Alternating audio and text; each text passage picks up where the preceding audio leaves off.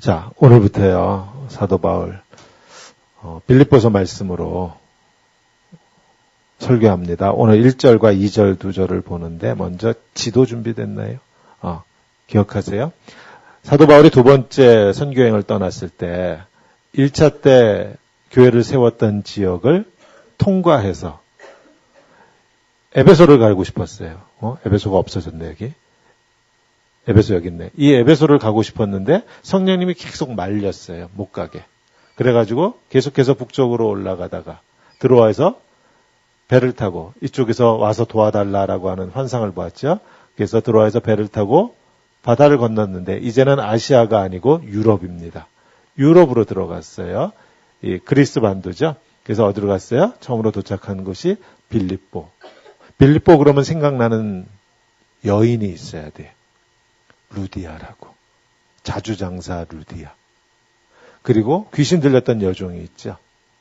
또 빌립보에서는 감옥에 갇혀 있었는데 밤새 감옥이 깨지고 뭐 난리가 나고 간수가 자살하려고 그랬죠. 로마 군인이었던 로마 간수가 자살하려고 했을 때 사도 바울이 뭐라 했어요? 야, 우리 도망 안 갔다. 우리 다 여기 있다. 너 자살하지 마라. 그러면서 그 가족이 모두 예수를 영접했던 그 사건이 있었던 곳이 바로 이 빌립보입니다. 사도 바울이 로마는 이쪽에 있는데 로마에 도착해서 바로 이 빌립보에 있는 성도들에게 편지를 보낸 것이 오늘 우리가 보는 빌립보서예요. 자, 빌립보서 1장 1절과 2절의 말씀. 그리스도 예수의 종 바울과 디모데는 그리스도 예수 안에서 빌립보에 사는 모든 성도와 또한 감독들과 집사들에게 편지하노니 하나님 우리 아버지와 주 예수 그리스도로부터 은혜와 평강이 너희에게 있을지어다. 아멘. 자, 지난 주일 우리는요, 사도 바울이 마침내 로마에 도착하는 사건을요, 우리가 보았어요. 사도행전 맨 마지막이었죠. 길리기아의 다소라고 하는 성읍 출신으로 로마 시민권자였어요. 예루살렘에 유학 와서 공부하던 바리새인입니다. 바리새인. 율법에 목숨 건 사람들. 다른 말로 하면 유대 종교 지도자로서 성공가도를 달리고 있던 엘리트예요. 이제 곧 최고 지휘부에 올라갑니다. 예수를 머리로 하는 이 이단, 예수파, 예수쟁이들. 이 이단을 없애기 위해서 이웃나라까지 달려갈 정도로 유대교에 열심이었던 청년 사울이라고 돼 있었죠. 처음에. 그런데 이 사울이 부활하신 예수를 만나는 사건이 있었고 그리고 나서 우리가 사도행전 말씀을 통해서 보았듯 이 바울의 인생은요. 완전히 180도 바뀌어 버렸습니다. 우리가 오늘부터 보는 빌립보서 뒤로 갈게요. 3장 8절 9절에서 사도 바울이 이렇게 쓰고 있어요. 모든 것을 해로 여김은 내 주 그리스도를 아는 지식이 가장 고상하기 때문이다. 내가 그를 위하여 모든 것을 잃어버렸고 지금까지 내가 알던 모든 것을 내가 다 잃어버렸어요. 배설물로 여김은 그리스도를 얻고 그 안에서 발견되려 합니다. 이런 편지 내용을 썼어요. 배설물로 여긴다. 내가 지금까지 알고 있던 모든 것을 배설물로 여긴다. 이게 무슨 뜻인가 하면요. 유대교보다 기독교가 또는 유대교보다 예수를 아는 것이 조금 더 낫다, 조금 더 좋은 것이다. 이런 뜻이 아니에요. 유대교도 괜찮지만 예수 믿는 것도 괜찮아, 좀 더 훌륭해. 이런 의미가 아니라는 것이에요. 전혀 아니라는 거예요. 다른 종교나 학문과 비교하는 것이 좀 그렇기는 한데요. 사도 바울이 하는 말의 뜻은요. 내가 비로소 참된 것을 찾았다라는 것이에요. 내가 비로소 진리를 발견했다라는 것이에요. 무엇과도 바꿀 수 없는, 무엇과도 섞일 수 없는. 전에는 유대교에서 배운 것, 전에는 유대교가 가르치던 그것, 이게 사도 바울에게 전부였어요. 이것이 최고의 가르침인 줄 알았고요. 이것이 진리인 줄로 알았어요. 그래서 바울이 자기 인생 전부를 걸었습니다. 거기다가. 그런데 부활하신 예수님을 만나보니까 내가 지금까지 알던 그 모든 것들이 다 배설물이더라. 똥이란 뜻이에요.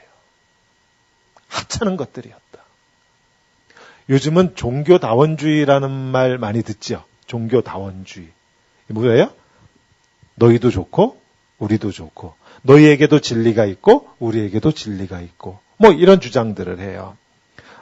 마치 모든 종교가 다 진리를 이야기하고 있는 것처럼 이 종교도 진리를 가지고 있고 뭐 저 종교도 진리를 가지고 있다. 진리라고 하는 것이 어느 한 종교에만 있는 것이 아니다. 어느 종교나 어느 가르침에도 다 진리가 있다. 요즘은 이렇게 주장합니다. 이렇게 가르쳐요. 만약 이게 사실이라면 사도 바울은 모든 것을 잃어버렸다면서 모든 것을 내가 배설물로 여긴다고 말하면 안 되죠. 뭐라고 말했어야 돼요? 유대교의 가르침보다 조금 더 나은 것을 내가 발견했다. 이렇게 편지를 썼어야만 해요. 그렇지 않다라는 거예요. 내가 예수 안에서 진리를 발견했다 그럽니다. 그리고 났더니 내가 지금까지 알던 모든 것들은 다 배설물 같더라.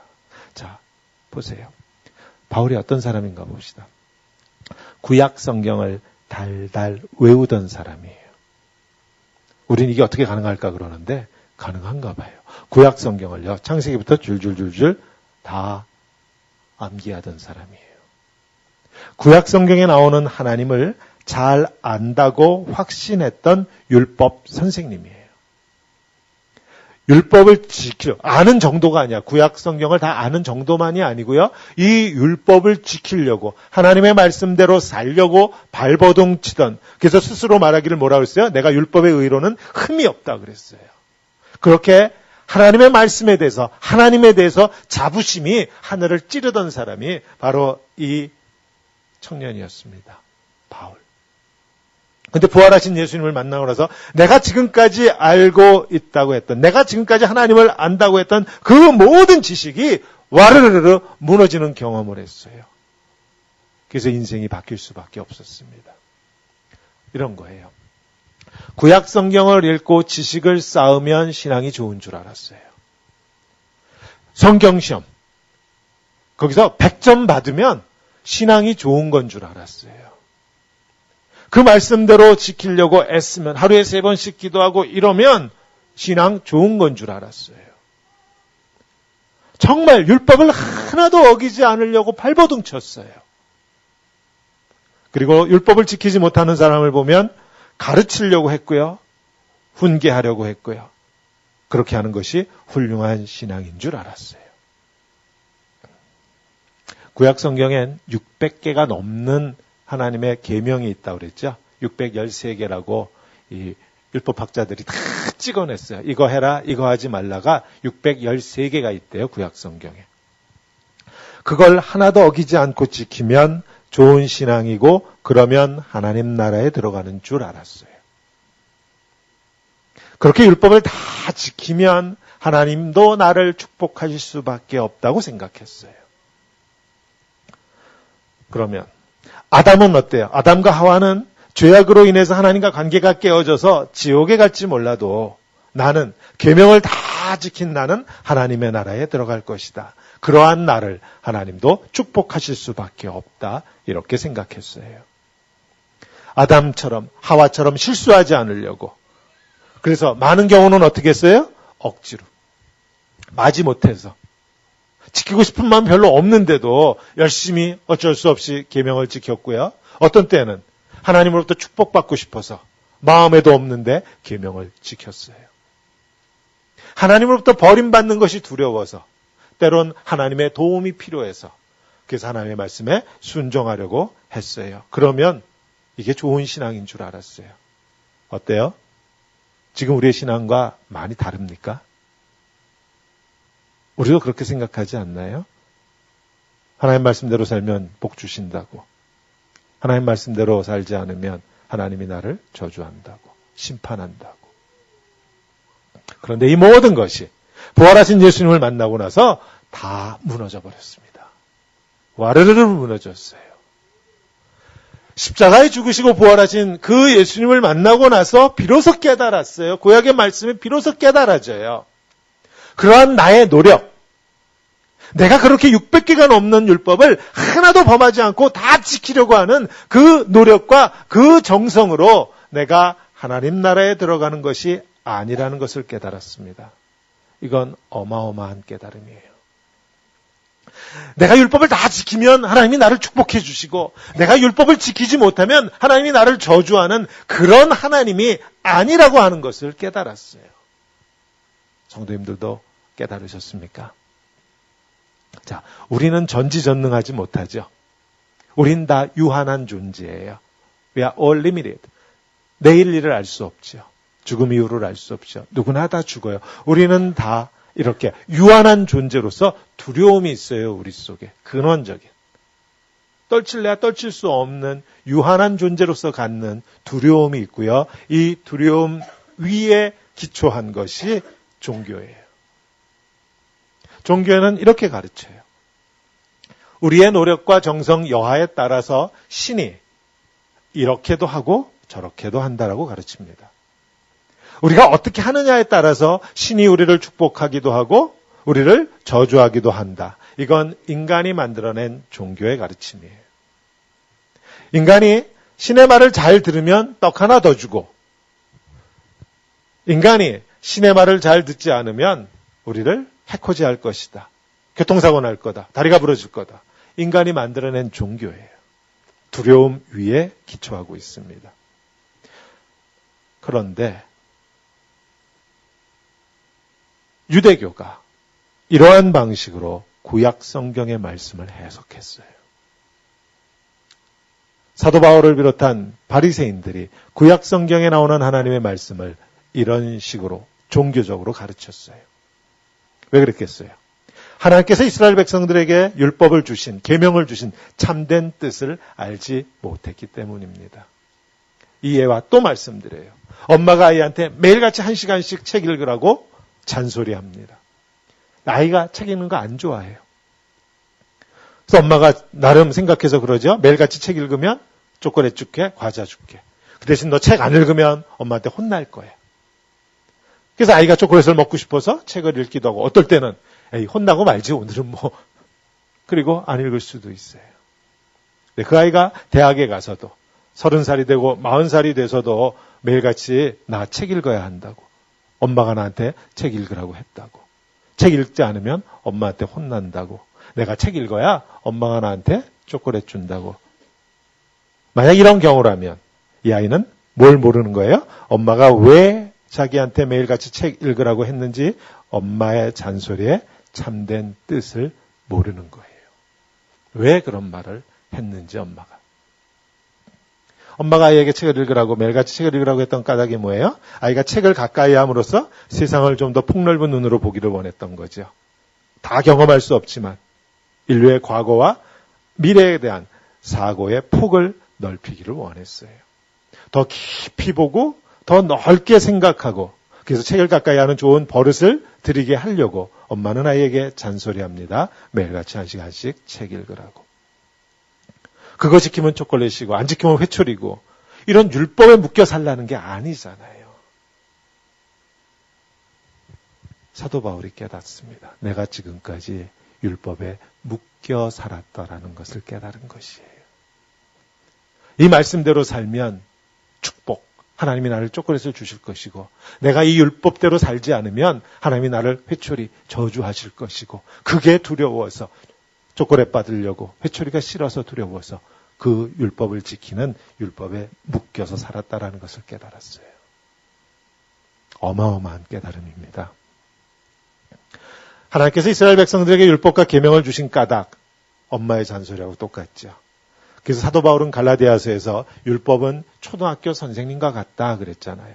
갈라디아서 3장 23절에서 26절까지 말씀에서 믿음이 오기 전에는 우리는 율법 아래 매인바 되고 예수 그리스도를 믿는 믿음이 오기 전에 우리는 율법 아래 하나님의 잔소리 때문에 우리가 다 이렇게 묶여 있었다. 계시될 믿음의 때까지 예수님이 오셔서 우리가 비로소 믿게 되는 그때까지 우리가 율법에 갇혀 있었다 그랬죠. 이같이 율법이 우리를 그리스도께로 인도하는 믿음으로 인도하는 초등교사가 되어서 초등학교 선생님과 같다라는 것이에요. 이 율법이 우리로 하여금 믿음으로 말미암아 의롭다함을 얻게 하려 합니다. 믿음이 온 후로는 이제 믿음이 온 후로는 우리가 장성해서 이제 예수 그리스도를 통해서 하나님을 올바로 알게 된 믿음이 온 후로는 우리가 더 이상은 초등교사 아래 있지 않다. 율법 아래 묶여 있는 것이 아니다. 그럼 율법 지키지 않아도 돼요? 이런 뜻 아니에요. 자, 부활하신 예수님을 만나고 나서 사도 바울이 비로소 깨달았어요. 내가 율법에 묶여서 살았다라는 것을.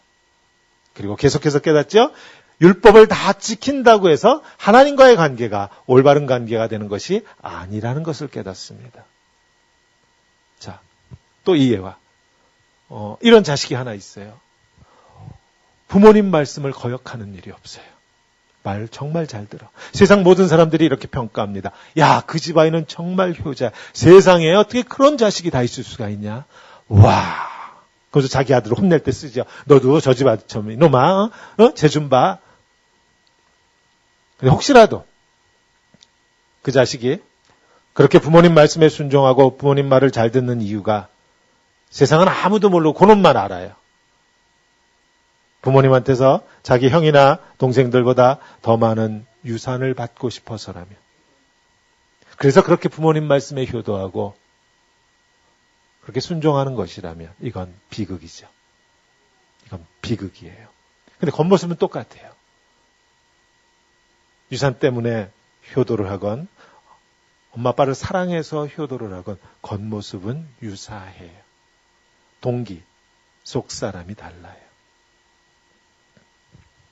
부모님을 사랑하고 또 나를 키워주신 부모님의 그 은혜에 감격해서 그래서 부모님께 효도한 것이 아니고 유산 좀 더 타려고 다른 형제보다 그래서 부모한테 잘한 것이라면 그건 비극이에요. 사도 바울이 바리새인으로서 율법에 의로 흠이 없을 정도로 그렇게 열심히 하나님의 율법과 계명을 지킨 이유가 뭐였어요? 유산 때문이었어요. 하나님을 사랑해서가 아니었다라는 것이에요. 하나님을 사랑해서 하나님의 율법을 그렇게 지킨 것이 아니고 구원받으려고, 축복받으려고, 하나님한테 혼날까 봐 두려워서 하나님을 사랑해서가 아니었습니다. 그래서 내가 알던 모든 것은 다 배설물과 같다 그랬어요. 그렇게 열심히 신앙생활을 했어도 정작 나는 하나님을 알지 못했다라는 말씀이에요. 그리고 부활하신 예수님을 만나 비로소 깨닫습니다. 내가 그렇게 노력하고 그렇게 내가 정성을 다해서 정말로 하나님의 말씀을 지키려고 내가 애쓰기 이전에 하나님은 이미 나를 사랑하시는 분, 나의 아버지시라는 것을 깨닫는 것이에요. 사도 바울이 이것을 깨달아요. 예수 안에서. 엄마가 비록 아이에게 책을 읽으라고 잔소리하지만 잔소리하면서 때론 초콜릿 가지고 꼬시기도 하고요. 회초리 가지고 위협하기도 하고요. 그러나 그 잔소리 뒤에 있는 게 뭐예요? 아이에 대한 사랑이잖아요. 사랑이잖아요. 어릴 때야 그 사랑 모르지요. 잔소리가 싫지요. 그러나 철이 들고 부모님이 돌아가시고 나면 잔소리가 그립기도 하더라고요. 혹시 옛날에 학교 다닐 때 반에 부모가 없는 아이들이 있었나요? 우리는 부모의 잔소리를 싫어하고 그 부모의 잔소리 때문에 도망치고 했지만 그 아이들은 잔소리하는 그 부모가 부러웠어요. 그 아이들은 알아요. 저 잔소리가 사랑이라는 것을.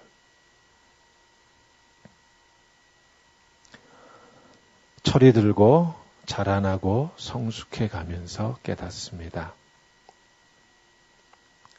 그 잔소리가 엄마의 사랑이었다라는 것을. 그 잔소리가 은혜였다라는 것을 깨달아요. 우리 성도님들은 언제쯤 깨달을까요? 성경 공부하라고 닥달하는 목사의 잔소리가 사랑이고 은혜라는 걸 언제쯤 깨달을까요? 저는 이렇게밖에 사랑을 못하니 참 문제예요. 율법. 저는 율법을 이렇게 설명해요. 하나님의 잔소리. 이 하나님의 잔소리가 하나님의 사랑이었고 이것이 은혜였다라는 것을 깨닫기 위해서 우리는 자라나야만 합니다. 우리가 어린아이의 수준에 머물러 있으면 우리는 여전히 어느 수준이에요? 이거 했네, 안 했네, 지켰네, 안 지켰네. 그 수준이에요. 왜 이런 말씀을 했는지, 왜 내게 매일같이 책을 읽으라고 하시는지 그 참된 뜻을 모르면 여전히 어린아이와 같은 것이에요. 성숙해지면은 하나님의 말씀이 사랑이고 은혜라는 것을 알게 되고 그때는 내가 그 잔소리를 원하게 됩니다. 지키고 싶어져요. 많은 성도님들이 그런 얘기하죠. 부모님이 돌아가시고 나면 옛날에 내가 왜 그때 그 말씀을 좀 더 지키지 못했는지, 얼마든지 지킬 수 있었는데 뭐에 그렇게 내가 마음을 빼앗겼었는지 모른다고.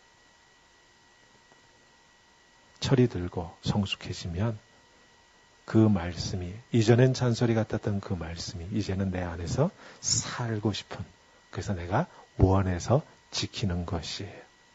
하나님은 우리에게 이런 사랑을 원하세요. 하나님이 우리에게 주시는 율법이 이렇게 우리 속에서 작동되기를 하나님이 원하세요. 그래서 기다리세요. 우리가 스스로 원해서 하나님의 말씀에 순종할 때까지. 이렇게 사랑은 은혜를 알면 사랑하게 돼요. 진 자리 마른 자리 가라니시고 이제 다음 주가 어머니 날이잖아요. 그 은혜를 알면 부모님을 사랑할 수밖에 없어요. 저 십자가에 자기 아들을 내어주시기까지 하나님께서 나를 그렇게 사랑하셨다라고 하는 그것을 내가 깨닫고 나면 하나님을 사랑할 수밖에 없습니다. 은혜를 아는 것이에요.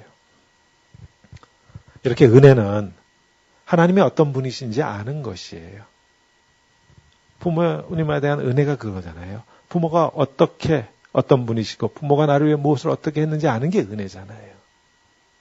그래서 사도 바울이 오늘 편지에, 오늘 본문 한 절만 보고 있죠. 계속해서 은혜와 평강이 너희에게 있을지어다. 이 한 구절이 오늘 사실 본문입니다.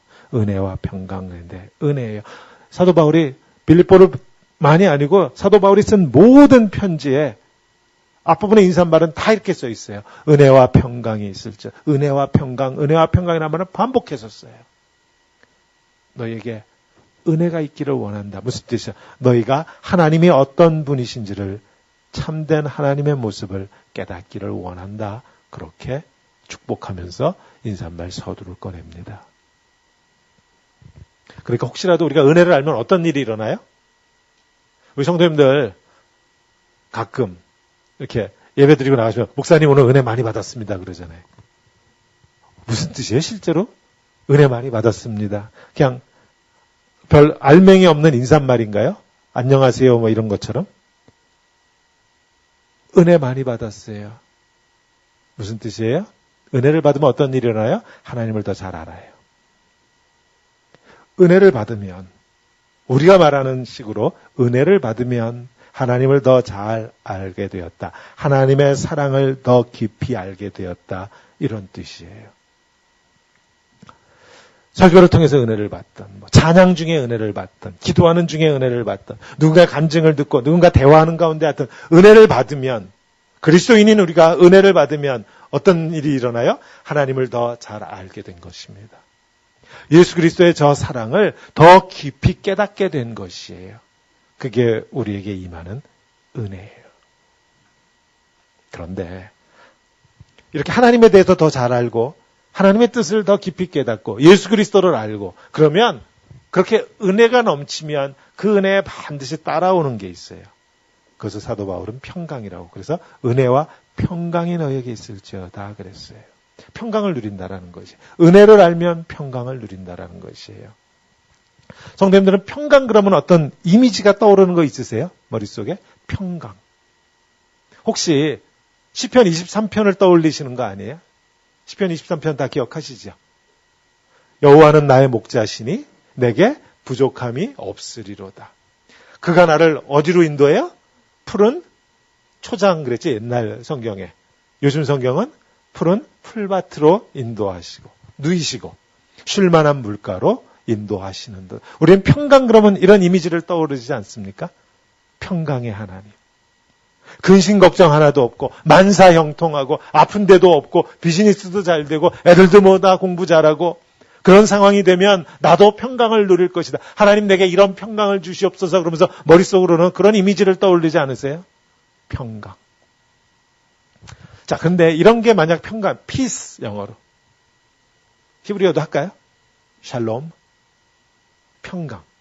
만약 평강이 이런 거라면 거기 꼭 예수가 있어야 되나요? 예수 없어도 안 믿어도 근심 걱정 없고 만사 형통하고 아픈 데 없고 비즈니스 잘 되고 애들 공부 잘하고 등등등 그러면 예수 안 믿는 사람들도 그러지 않겠어요? 아, 나 정말 좋다. 행복하다. 내가 평강을 누린다. 그러지 않을까요? 하나님이 때로 우리에게 그런 평강을 주시기도 하죠. 푸른 풀밭으로 우리를 인도하시고 쉴만한 물가에 인도하시고.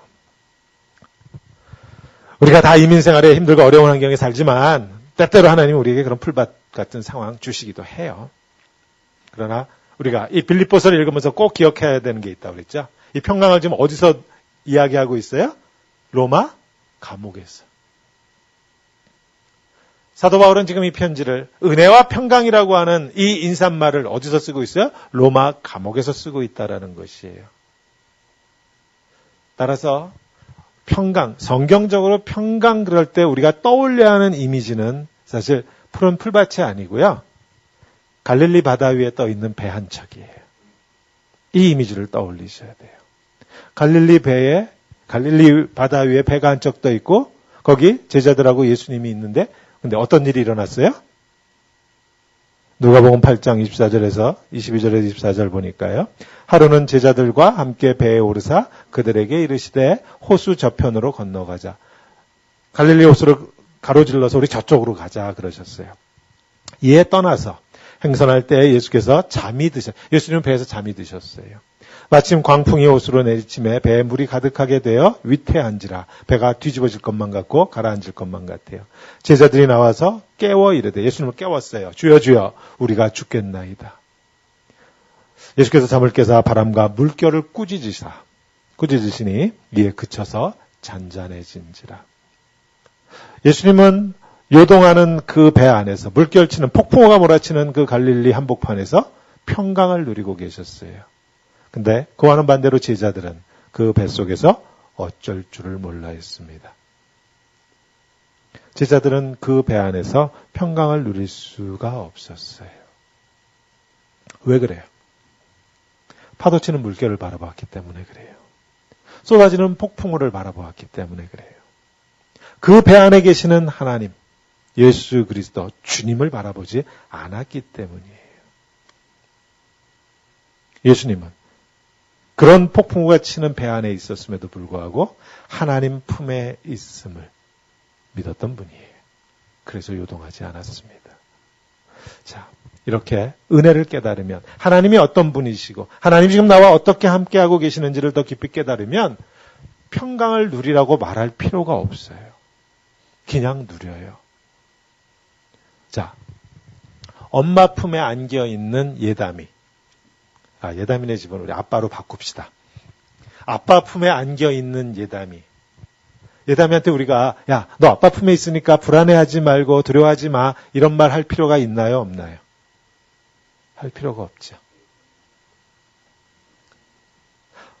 이미 엄마 품에 안겨 있기 때문에 이 아이는 평강을 누리고 있는 거예요. 불안하지 않아요. 두렵지 않아요. 하나님을 알고 예수 그리스도를 알면 내가 하나님 품 안에 있다라는 것을 알면 불안해하지 말라, 두려워하지 말라라고 말할 필요가 없는 거예요. 이미 자동적으로 두려움과 불안과 근심이 다 떠나가요. 내가 주 안에 있기 때문에. 우리가 왜 불안해하고 우리가 왜 근심하고 왜 우리가 평강을 잃어버려요? 내가 누구인지를 몰라서 그래요. 하나님 안에서 내가 누구인지를 몰라서 그래요. 나를 하나님이 얼마나 사랑하시는지를 몰라서 그래요. 내가 하나님 앞에서 어떤 존재인지 몰라서 그렇습니다. 이거 다 놓치면은요, 아무리 근심하지 말라, 걱정하지 말라고 그래도 근심하고 걱정할 수밖에 없어요. 근심하지 말아야지, 걱정하지 말아야지 하면서 다짐하고 기도한다고 해서 근심 걱정이 떠나가는 게 아니에요. 엄마 품을 떠난 예담이가 기도합니다. 근심하지 않게, 걱정하지 않고 평강을 누리게 해라. 아무리 그래도 소용이 없어요. 언제까지? 엄마 품에 다시 안길 때까지 소용이 없어요. 엄마 품에 다시 안길 때까지. 우리가 하나님의 품 안에 안겨 있다라고 하는 이 믿음이 회복될 때까지 근심과 걱정은 우리를 떠날 수밖에 없는 것이에요.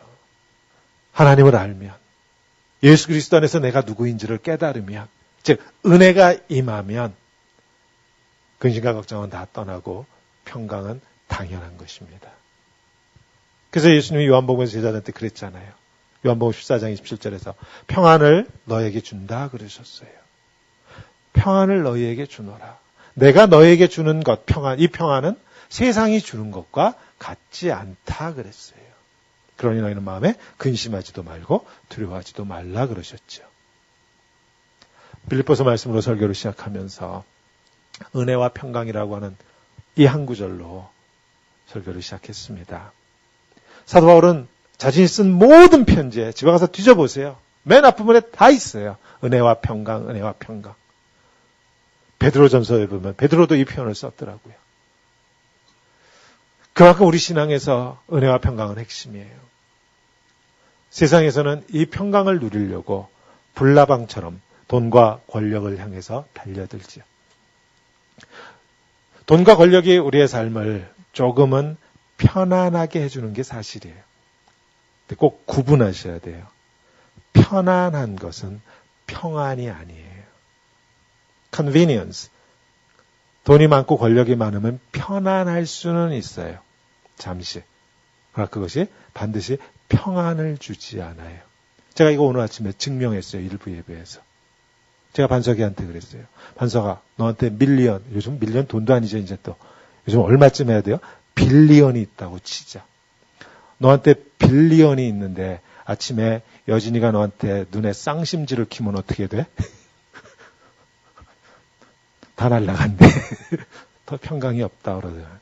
빌리언 달러가 평강을 주지 않아요. 여진이 눈 한 번. 기영배 집사님도 고개를 끄덕끄덕 하시고 계세요. 편안한 거랑 평안은 다른 거예요. 우리에게 편안함을 주신다고 약속하지 않으셨어요. 평강, peace, 평안함을 주신다고 약속하셨어요. 그건 어디서 누리는 거예요? 폭풍우 속에서 누리는 거예요. 로마 감옥에서 누리는 거예요. 지금의 내 어렵고 힘든 상황 속에서 누리는 거예요.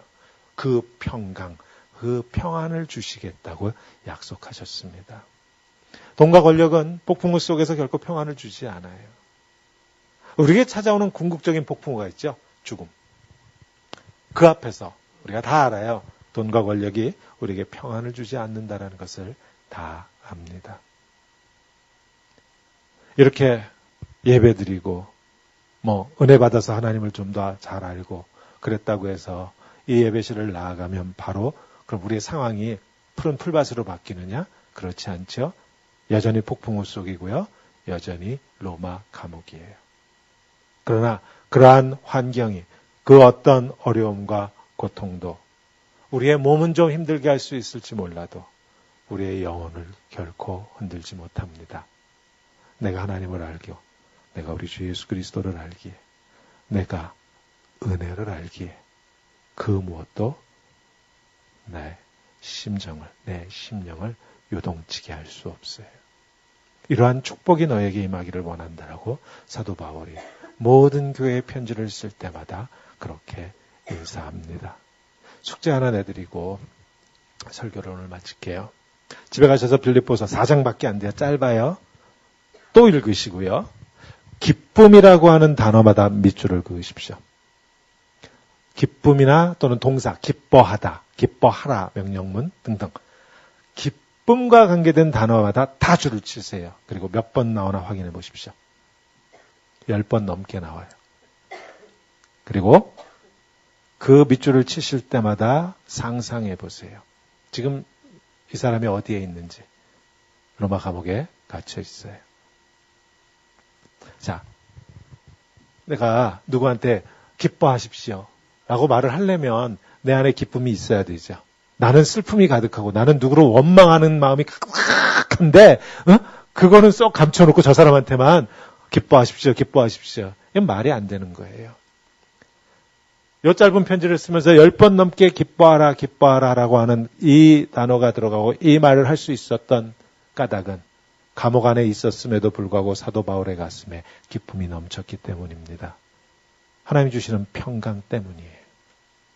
우리 빌립보서 읽어가면서 빌립보서를 통해서 하나님의 말씀을 들으면서 이 은혜가 내가 처해 있는 상황이 나를 압도하는 것이 아니고 그 어떤 폭풍과 그 어떤 감옥과 같은 상황일지라도 그 안에서 평강을 누리기에 나도 누구에게나 내가 누리고 있는 이 기쁨과 평강을 누리십시오라고 말할 수 있는 그러한 빌립보서 말씀이 다 되시기를 우리 주님의 이름으로 축원합니다.